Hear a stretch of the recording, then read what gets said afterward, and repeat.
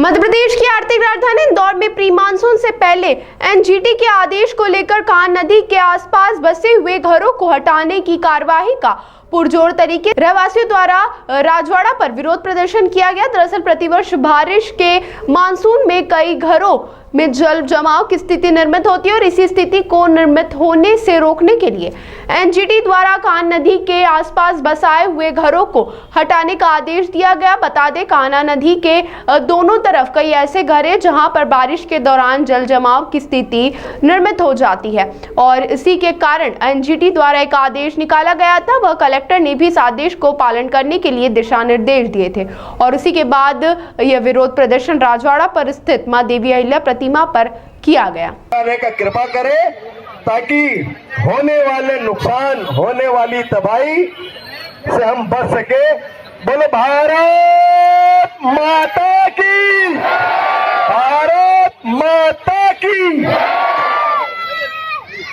हमारे बीच ये जन आक्रोश किसी एक परिवार को लेकर नहीं है। ये जन आक्रोश पूरे इंदौर शहर के नदी और नाले किनारे बसे हुए परिवारों का है, जिन परिवारों ने सालों साल कई पीढ़ियां जिस घर में निकाली, आज उस घर को तोड़ने का आदेश ऊपर से आता है। मीडिया के माध्यम से पता पड़ता है कि भाट मोहल्ला का परिवार यहाँ से लेकर यहाँ तक मच्छी बाज़ार के घर 150 घर, भाट मोहल्ले के घर, भागीरथपुरा के घर और गुरु नानक कॉलोनी, प्रेम नगर, लाड़का नगर, ये सारे एरिया के जो घर सालों साल से पीढ़ियों से रह रहे थे, आज एनजीटी का एक आदेश आता है। एनजीटी के आदेश पर आधारित होकर इंदौर कलेक्टर उनको तोड़ने का निर्णय लेते हैं, जिससे जन समुदाय में बड़ा आक्रोश था और सभी भयभीत अपने आप में वातावरण निर्मित हो गया।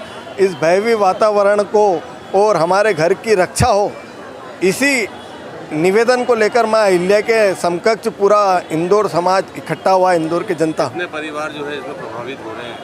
कम से कम इसमें 15,000 परिवार प्रभावित हो रहे हैं। कम से कम 1.5 लाख लोग इससे बेघर हो गए। इस विषय में आपकी किसी नेता से या अधिकारी से कोई चर्चा हुई है कि इस विषय को गंभीरतापूर्वक हम महापौर जी के पास प्रतिनिधि मंडल के रूप में ले गए थे, जिन्होंने महापौर जी ने यहाँ पर हमारी बात को गंभीरता से सुना और पूरी परिवारों की पीड़ा को समझते हुए उन्हें हमें आश्वासन दिया कि आपकी पीड़ा में आपकी आवाज़ ऊपर तक ले जाऊंगा। यह जो कार्रवाई है, यह कार्रवाई मुझे भी कहीं ना कहीं अनुचित लग रही है।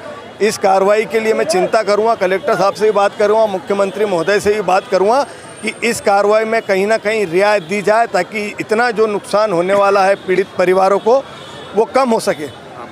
जीतू कुशवाहा। ताज़ा खबरों के लिए सब्सक्राइब करें JSR टाइम्स और साथ ही नोटिफिकेशन पाने के लिए बेल आइकन को दबाएं।